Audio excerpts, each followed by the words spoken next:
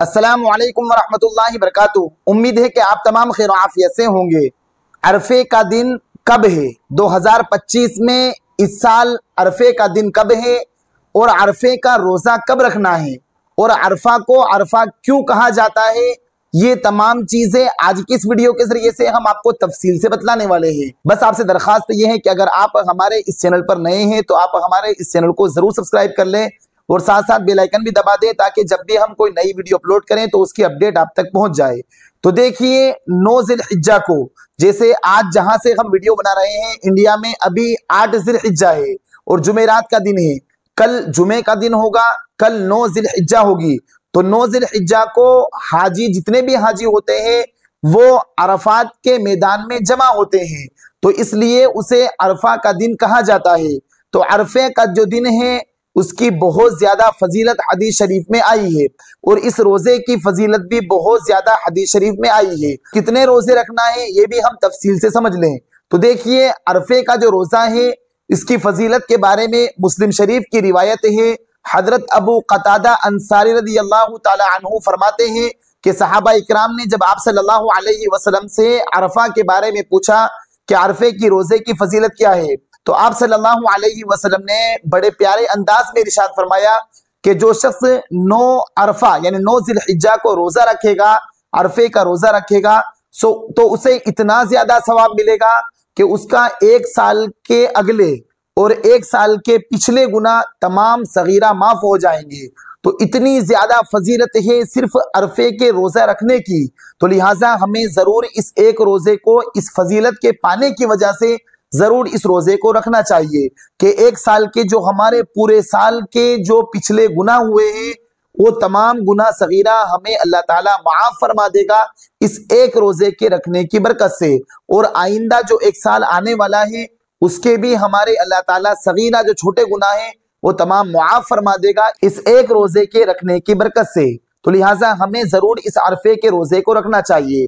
अब इस रोजे को किस हिसाब से रखा जाएगा? हिंदुस्तान के एतबार से रखा जाएगा जिस मुल्क में हम रहते हैं, या सऊदी अरब के एतबार से? तो देखिए हमें हिंदुस्तान के एतबार से इस रोजे को रखा जाएगा। जैसे 8 जिलहिज्जा आज है यानी जुमेरात के दिन, कल जिलहिज्जा यानी 9 जिलहिज्जा होगी, अरफे का दिन होगा, तो हमें कल का रोजा रखना है जिसकी जो फजीलत आई है हदीस शरीफ में, जो अभी हमने फजीलत बयान की है वो कल का रोजा होगा हमारे हिंदुस्तान के एतबार से। तो अब सहरी के वक्त उठ जाना है, इसकी नियत कर लेना है। नियत इस तरह करना है कि मैं अरफे का रोजा रखती हूँ या अरफे का रोजा रखता हूँ, या यूं भी कह सकते हैं कि मैं 9 जिलहिज्जा का रोजा रखती हूँ या 9 जिलहिज्जा का रोजा रखता हूँ। बस ये नियत कर ली तो हमारी नियत काफी हो जाएगी। अब नियत करने के बाद हमें जो 9 जिलहिज्जा का रोजा रखना है तो इसमें इसकी फजीलत जो आई है इंशाअल्लाह ताला हमें जरूर मुकम्मल हासिल हो जाएगी, जरूर हम इस फजीलत को पालेंगे। तो हमारे मुल्क के एतबार से कल का यानी जुमे का दिन का रोजा होगा और सुबह की, जुमे की सुबह की यानी आज जुमेरात का दिन गुजरने के बाद मगरिब के बाद से ये दिन शुरू हो जाएगा। लेकिन सुबह में हमें सहरी करना है, जुमे की सुबह में हमें सहरी करना है और पूरे जुमे का दिन का रोजा रहेगा। जिसे आसान अंदाज में हम ये समझे कि ईद के 1 दिन पहले हमें रोजा रखना है। इस रोजे की फजीलत जो आई है ये बहुत ज्यादा फजीलत है। अलबत्ता कुर्बानी के दिन और कुर्बानी के बाद 3 दिन रोजा रखना हराम है हमारे लिए। इन 4 दिनों के अंदर रोजा रखना हराम है, कुर्बानी का दिन और कुर्बानी के अलावा 3 दिन और एक ईद उल फित्र के दिन। इसलिए कि हदीस शरीफ में 5 दिनों में, पूरे साल में 5 दिनों में रोजा रखने से मना फरमाया है।